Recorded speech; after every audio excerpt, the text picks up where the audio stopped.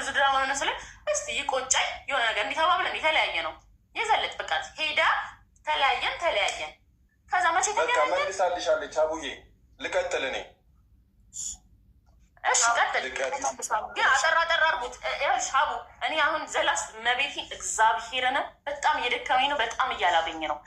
እዚች ጋር አንድ ሲም፣ ሁለት ደግሞ ባንክ ስቴትመንት ሁለታችንም ጋር ያለው አንድ በሱ በኩል አንድ በእኔ በኩል እኮ ባንክ ስቴትመንቱን ስቴት ገለየት ነው ኦልሬዲ የተናገረው ነገር ነው። ቆይ ይሄና ባጭሩ ልጠይቀሽ። አንድ ነጥብ አምስት የባንክ ዳ እኔ መጀመሪያ የመሰለኝ ንጋሽ ፍቅር እሱ ጋር ብዙ ብር ይዘሽ ብዙ ብር ትተሽለት ሄደሽ አንቺ ባዶ እጅሽን ወጥተሽ አንቺ በጣም እንደተጎዳሽ ነው እኔ ስቲል እያሰብኩ የነበረው እና 1.5 የባንክ ዳ የነበረው ሳይሆን ነው ያሉ ሰዎች ላስረዳሽ። ቆይ መኪና 4 ሚሊዮን ከተገዛ 1.5 ከባንክ ዳ ከሆነ እጃችሁ ላይ የነበረው 700 ሺህ ብቻ ከነበረች ሩብ ማትሆንም የነበረች እሱ ነገር ለእኔ ያላወራሁት።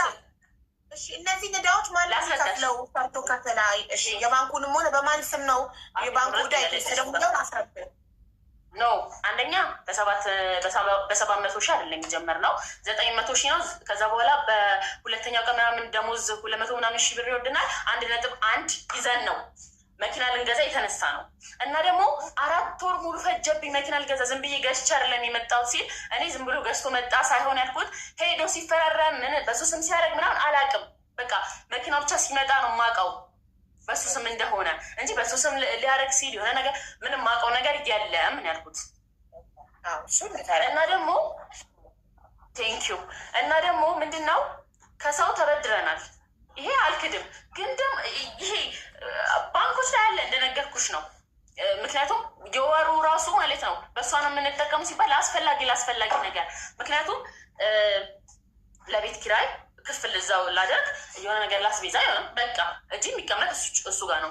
ይሄ መደጋገም እየሆነብኝ ነው። ግን ደግሞ ለአንቺ ለማስረዳት ግልጽ ለማድረግ ያህል ነው። ከዛ ደግሞ ምንድነው መኪና ገዝተን ከጨረስን በኋላ ይሄ ሁሉ ብር እያለን እንዴት እበደራለሁ አለ።